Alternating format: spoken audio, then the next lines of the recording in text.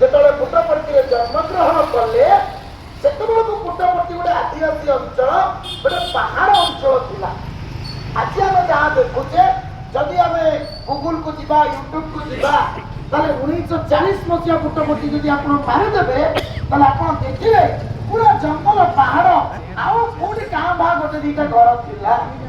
ଏବଂ ଅବତାର ଜନ୍ମଗ୍ରହଣ ପରେ କଣ କଲେ, 1940 ମସିହାରେ ସେ ଘୋଷଣା କଲେ, ହେଲେ ଦେଖ ମୁଁ ଆସିଛି ସଂସାରର ମଙ୍ଗଳ କରିବା ପାଇଁ। ଏବଂ ଏ ସଂସାର ମଙ୍ଗଳ ପଛରେ ରହସ୍ୟ କଣ?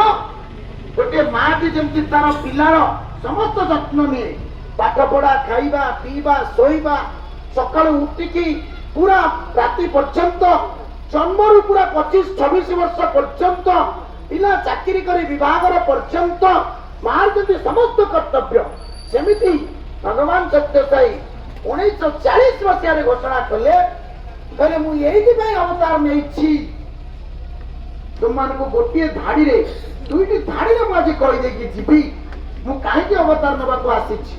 ତ ଲୋକମାନେ ଆଶ୍ଚର୍ଯ୍ୟ ଅପେକ୍ଷା କଲେ, କଣ ଭଗବାନ କହୁଛନ୍ତି?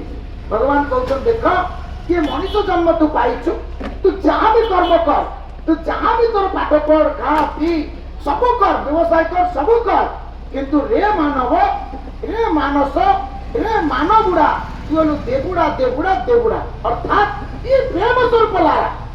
ଭଗବାନ କହନ୍ତି, ଦେଖ ଆମେ ସମସ୍ତେ ଏଠି ଭଗବାନ, ଯେତେ ଭଉଣୀ ମାନେ ବସିଛନ୍ତି ସମସ୍ତେ ହଉଛନ୍ତି ନାରୀ ବା ଶକ୍ତି ସ୍ୱରୂପିଣୀ। ଏବଂ ଭଗବାନ କହୁଛନ୍ତି ସେମାନେ ନାରୀ ନୁହନ୍ତି, ସେମାନେ ହଉଛନ୍ତି ନାରାୟଣୀ। ଏବଂ ଯୋଉ ଭାଇମାନେ ବସିଛନ୍ତି ନର ସ୍ୱରୂପ, ପୁରୁଷ ଭାଇମାନେ ବସିଛନ୍ତି ସେମାନେ ହଉଛନ୍ତି ନର ରୂପୀ ନାରାୟଣ। ତାହେଲେ ଏଠି କିଏ?